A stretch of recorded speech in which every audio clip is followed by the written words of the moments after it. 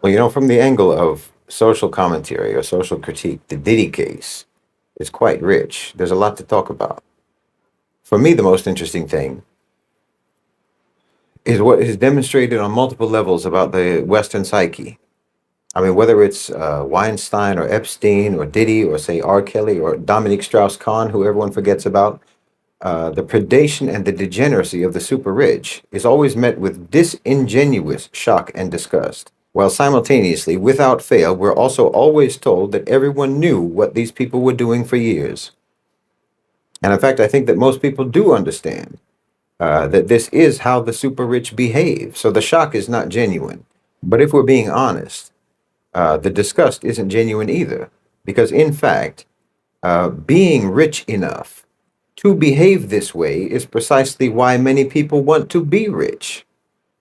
The predation and the degeneracy are not peculiarities of the wealthy. The thing that makes them different is that they have the resources that enable them to do it. But for a very large percentage of people in the West, the only thing that's preventing them from behaving the same way is their comparative poverty, not their comparative piety. The rich are not necessarily any worse than the rest of the people morally. Their wealth just removes the constraints that restrict other people from being just as bad. I mean, if you look at popular entertainment, the sort of lifestyles that are promoted in popular entertainment and were promoted in the film and music industries by the likes of Weinstein and Diddy and R. Kelly and everyone else, that's the degenerate, debauched, hedonistic, anti-human, immoral lifestyle that they themselves were living and to which the consumers of that entertainment aspire. It's completely consistent with the mentality of colonizers and slave masters. The fantasy lifestyle for Westerners is brutal. It is to dominate, to humiliate, to exploit, abuse, subjugate, degrade, objectify, dehumanize, tyrannize, and enslave. That's the Western fantasy. It always was, and it is now, and they act upon it any chance they get. I mean, they'll prosecute these types of people, these select cases, only to absolve themselves. They need to burn someone at the stake just to convince themselves that they're better than them, that they're more righteous and more moral than them, but they're not. Most of them are not. I mean, look at any music video, almost any music video, and tell me how it's not promoting the exact same lifestyle that you claim to hate Epstein and Weinstein and Diddy for. Meanwhile, those videos have hundreds of millions of views and hundreds of millions of likes, and you memorize the words of those songs. You have a problem. You can't reform yourselves. You can't reform and rehabilitate your so-called civilization by just prosecuting token offenders. Finding these people guilty doesn't make you innocent. When you made them rich and you made them famous on the very basis of the degenerate messaging that they promoted and that you devoured. You've endorsed it all along, and you endorse it now. You aspired to it then, and you aspire to it now. I mean, you literally have someone like Andrew Tate, who directly built his wealth through and for this very lifestyle, and by selling it to others how they could do the same thing and have that same lifestyle. Because this is the Western male fantasy. I mean, think about it. Everybody in this case, in the Sean Combs case, everybody wants to know about the celebrities who were at those parties. No one wants to know about the nameless, faceless executives, the obscure, pasty old men for whom those parties were undoubtedly actually arranged in the first place. The celebrities were just the draw. They were the party favors provided for those anonymous owners and controllers of global financialized capital.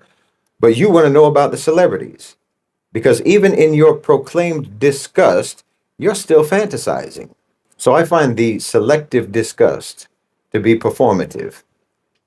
And that's actually useful. That's a useful thing to know about the Western psyche and how they respond when the crimes of their society get highlighted. Because yes, in my view, these are crimes of Western society because the individual crimes of someone like Diddy are reflective of the values and the aspirations of Western society itself. So when these crimes get highlighted, in other words, when for whatever reason, for any particular individual, these crimes are suddenly and selectively subject to accountability, there's a choir of hypocritical condemnation and outrage.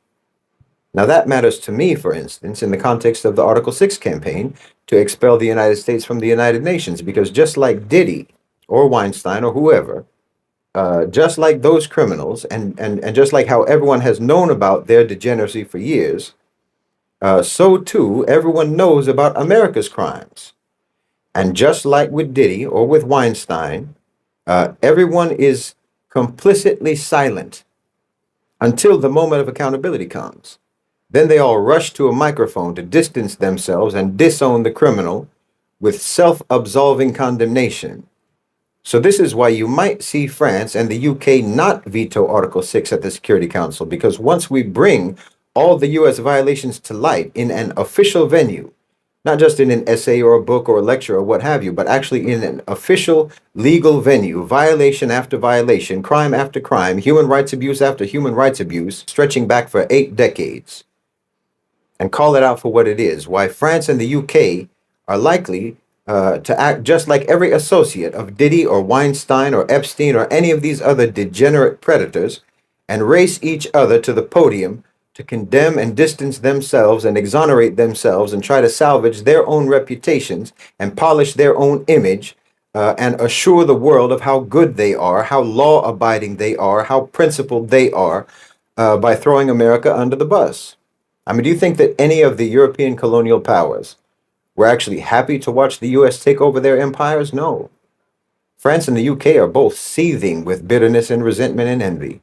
While they'll be just as happy to watch America fall as all those associates and co-conspirators of Diddy are happy to watch that belligerent criminal go to jail if they have been clever enough to protect themselves from being prosecuted themselves for their association with him. I think France and the UK are just the same. They're in the same position as those associates of Diddy. They won't veto Article 6 because it would too blatantly expose them as being part of the same criminal syndicate as America. It's like cutting a deal for immunity with prosecutors. This is why it's useful to understand the psyche, because frankly, it helps with analysis and strategizing, to understand the Western psyche, to know who you're dealing with and how they behave. I mean, there are actually so many facets to this story in terms of social critique. Like the fact that, okay, someone like Diddy, and actually most of the artists who were associated with him, were actually mediocre talents at best, with one or two exceptions. But you can literally see people uploading independently on social media today who are immeasurably more talented than these people are, than the people who the industry designates as being top-tier artists. Now, to me, that reflects the financialization of the economy, whereby billionaires are created not by producing, not by creating, not by manufacturing, not by actually making excellent products, but just by manipulation of financial markets. Virtual money, virtual valuation of shares, stocks, what have you. Like I've said before, Elon Musk did not become as rich as he is now by selling Teslas. He got rich through financialization and share buybacks of Tesla to artificially inflate the share price, resulting in his net worth ballooning for no reason whatsoever connected to production or to sales. So in the financialized economy, profit and wealth are disconnected from actually creating or manufacturing products of value. It is unearned money. So it's the same with artists. It's the same. A singer or a rapper or what have you, it's like a Tesla. They're just a financial instrument. Their profile is the source of their profit. Their celebrity is the source of their profit. And it doesn't matter at all whether they have any talent or not. Just like it doesn't matter that there are so many electric cars on the market that are objectively superior to Tesla. Nor does it matter even that electric cars anyway are already absurdities to begin with. No one cares. You only have a company so that you can have shares in that company. Making things is tertiary to the purpose of a company, just like talent and producing quality songs or performances or what have you is tertiary to the purposes of an artist or a performer. Entertainment and art have been financialized. So in other words, the people who are making the most money and who are running those sectors don't care even slightly about quality or producing anything of real artistic value. This is why you have so many celebrities that everyone wonders why on earth they are celebrities when they observably have no talent whatsoever. I mean, the most obvious example, of course, is the Kardashians. who don't even pretend to have a talent. But I mean, you can find countless others among those people who the entertainment industry tells us are the most talented people in their field, but who are painfully mediocre in reality. Well, okay, this is in and of itself corruption. These are people who have built wealth without building value. So it's both corruption and immaturity. It's deceitful and parasitic, and it divorces reward from merit, from work, from discipline, from worth. It's getting without deserving. So you don't go through the development process as a person or as a society that you have to go through to actually deserve reward. That's the maturation process that can actually make you appreciate the reward once you have earned it. It's the maturation process that gives you integrity, because unearned reward is just the other side of the coin of unaccountability. You know, if you can have unearned reward, then you will also feel that you should not have earned punishment. These are the two sides of the same attitude, because you gained your wealth and your fame and so on outside the traditional framework of merit, hard work, and talent. So you will also feel that you exist outside the framework of accountability in terms of your wrongdoing. You're someone for whom the rules do not apply, because if the rules applied, well, then you wouldn't even be rich and famous, because you don't deserve that and you haven't earned that by producing value. So you think that the rules don't apply either to your merit or to your demerit. This is very, very Western. So now you have people controlling incredibly influential cultural sectors who don't care in the least about producing quality. These people give you the soundtrack, the reference points, the lexicon, the standards, the style, the attitude, the perspective, the personality, the ambiance that pervades your whole society and culture. These degenerate, deranged, deceitful, diabolical people are like the cinematographers who set the framing of your view of the world. They're the filter of popular culture that's placed over the lens through which you see reality. And it's a very dark and very warped lens. But again, this is your so-called civilization. You know, you have this thing now going around now. I've seen it online that people openly talk about, what they call yachting, which is nothing but celebrities and models and actors, singers, what have you, literally being paid to fornicate with wealthy men on yachts, basically floating Diddy parties. And no one's offended, no one is outraged. Somehow for you, this is not disgusting, because the lottery mentality of the West, you all hope to one day be one of those rich men on one of those yachts, because you just take it as a given that this is the sort of thing that the rich get up to. And the only reason you don't get up to the same kind of debauchery and the same kind of predation as the rich is just because your finances prevent you. Not your morality, your finances. I mean, do you see how this looks to a Muslim? I mean, we see your social media platforms, Instagram, X, what have you, Facebook. These are largely being used just as delivery platforms, directing people to OnlyFans accounts or bookings for prostitutes.